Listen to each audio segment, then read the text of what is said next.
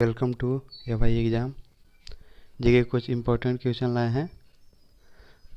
चलिए स्टार्ट करते हैं। अगर चैनल को शेयर नहीं किए हैं तो शेयर कर दीजिए और सब्सक्राइब कर दीजिए अगर फर्स्ट बार इस चैनल पर आए हैं तो। ऐसा ही वीडियो आपको इस चैनल पर मिलता रहेगा एग्ज़ाम के रिलेटेड। चलिए स्टार्ट करते हैं। फर्स्ट क्वेश्चन, नालंदा विश्वविद्यालय का संबंध किससे है? ऑप्शन ए बौद्ध धर्म, ऑप्शन बी जैन धर्म, ऑप्शन सी हिंदू धर्म और ऑप्शन डी कोई नहीं। तो नालंदा विश्वविद्यालय जो संबंधित है वो बौद्ध धर्म से संबंधित है, यानी ऑप्शन ए बौद्ध धर्म से संबंधित है। चलिए नेक्स्ट क्वेश्चन, निशान ए पाकिस्तान की उपाधि किस भारतीय को मिली? निशान ए पाकिस्तान की उपाधि किस भारतीय को मिली? Option A Maulana Azad, option B Morarji Desai, option C Lal Bahadur Shastri और ऑप्शन डी इनमें से कोई नहीं। तो निशान ए पाकिस्तान की जो उपाधि मिली है और वो जो भारतीय हैं वो मोरारजी देसाई हैं, यानी निशान ए पाकिस्तान की उपाधि किसे मिली?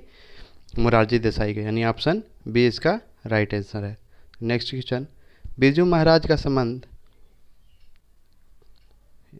या नाम किस लिए जाना जाता है? बिरजू महाराज का नाम किस लिए जाना जाता है? ऑप्शन ए मणिपुर नृत्य के लिए, ऑप्शन बी उड़िया नृत्य के लिए, ऑप्शन सी कथक नृत्य के लिए और ऑप्शन डी भांगड़ा के लिए।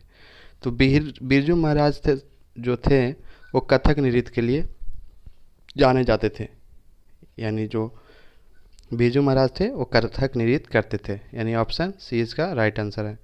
चलिए नेक्स्ट क्वेश्चन, खिलाफत आंदोलन को किससे जोड़कर देखा जाता है? ऑप्शन ए भारत का विभाजन, ऑप्शन बी हिंदू मुस्लिम एकता, ऑप्शन सी हिंदू मुस्लिम दंगे और ऑप्शन डी भारतीय राष्ट्रीय कांग्रेस का विभाजन।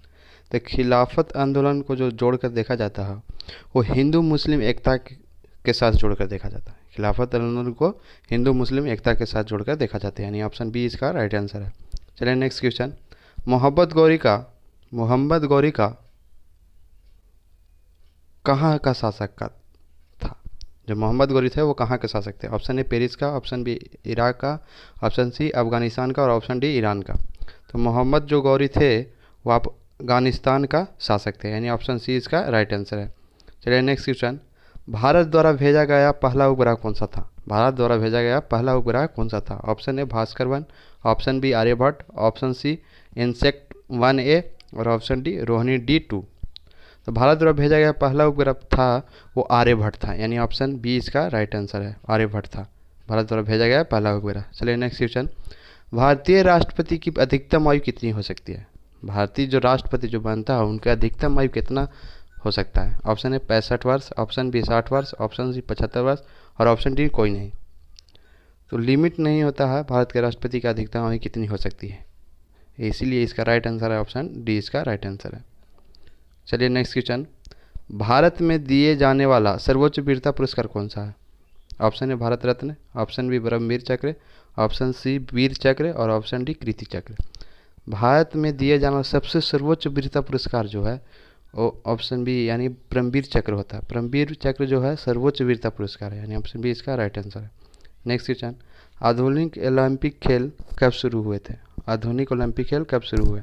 ऑप्शन ए 1849 ईस्वी, ऑप्शन बी 1880 ईस्वी, ऑप्शन सी 1896 ईस्वी और ऑप्शन डी 1900 ईस्वी। तो आधुनिक ओलंपिक खेल जो शुरू हुआ था वो 1896 ईस्वी में शुरू हुआ था पहली बार, यानी ऑप्शन सी इसका राइट आंसर होगा, 1896 ईस्वी में शुरू हुआ था, इसका right answer option C. Next question, Bharat के मुख्य लड़ाकू टैंक का नाम क्या है? भारत के जो मुख्य लड़ाकू टैंक का है उसका नाम क्या है? ऑप्शन ए अग्नि, ऑप्शन बी मशाल, ऑप्शन सी अर्जुन और ऑप्शन डी फैंटम। तो मुख्य लड़ाकू टैंक का नाम है वो है अर्जुन, यानी ऑप्शन सी इसका राइट आंसर है। नेक्स्ट क्वेश्चन, चेतक किस राजा के घोड़े का नाम था? चेतक किस राजा के घोड़े का नाम था? Option A Shivaji, option B Tipu Sultan, option C Umed Singh और ऑप्शन डी महाराणा प्रताप। जो चेतक थे उस घोड़े का नाम था चेतक, जो जिस घोड़ा का नाम था वो था महाराणा प्रताप का घोड़ा। महाराणा प्रताप का जो घोड़ा था उनका नाम था क्या?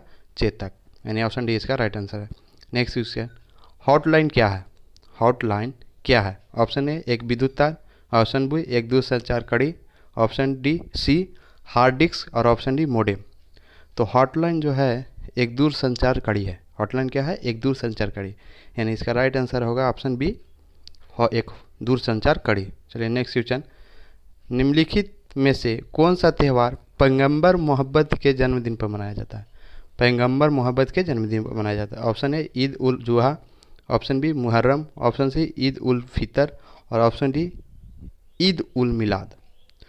तो मोहब्बत, पैगंबर मोहब्बत के जन्मदिन पर मनाया जाता है, वो मनाया जाता है ईद उल मिलाद, यानी ऑप्शन डी इसका राइट आंसर होगा। ईद उल मिलाद पैगंबर मोहम्मद के जन्मदिन पर मनाया जाता है। नेक्स्ट क्वेश्चन, स्वतंत्र भारत की पहली महिला राज्यपाल कौन थी? जब भारत स्वतंत्र हुआ था उसकी पहली महिला राज्यपाल कौन थी? महिला, option A Vijayalakshmi Pandit, option B Sheila Dikshit, option C Sarojini Naidu और ऑप्शन डी इनमें से कोई नहीं। तो स्वतंत्र भारत की पहली महिला राज्यपाल थी, वो थी सरोजिनी नायडू, यानी ऑप्शन सी इसका राइट आंसर है। नेक्स्ट क्वेश्चन, संशोधित मूल्य वर्धित कर, संशोधित मूल्य वर्धित कर मोडभेट का संबंध किससे है? ऑप्शन बिक्री कर से, ऑप्शन बी धन कर से और ऑप्शन सी आयकर से और ऑप्शन उत्पाद शुल्क से।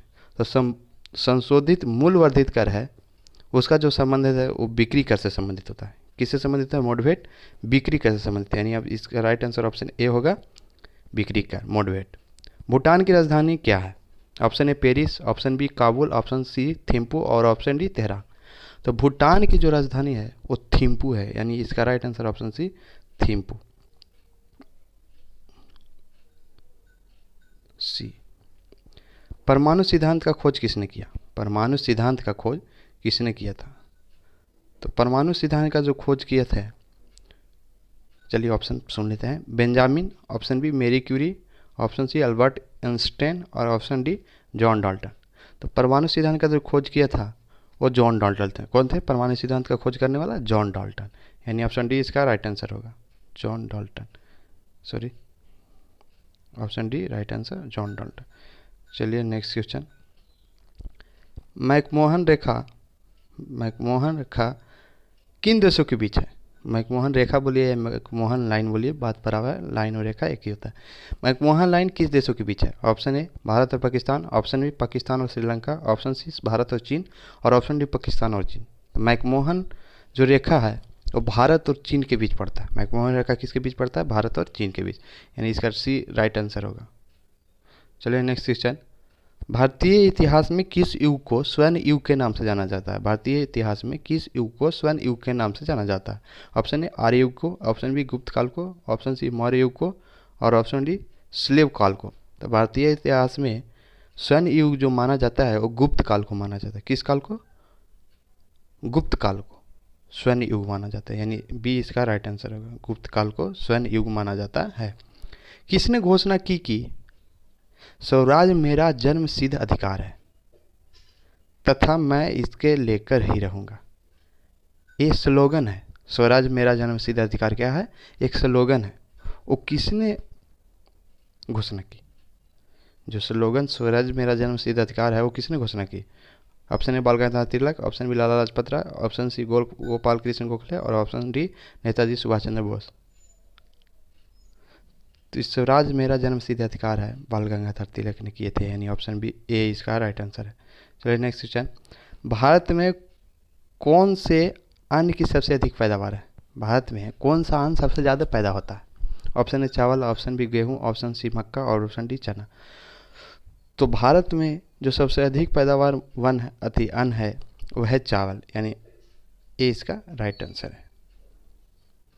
इस चैनल को शेयर एंड सब्सक्राइब कर दीजिए अगर नहीं किए हैं तो, और ऐसा ही वीडियो आपको इस चैनल पर मिलता रहेगा। थैंक यू वीडियो देखने के लिए।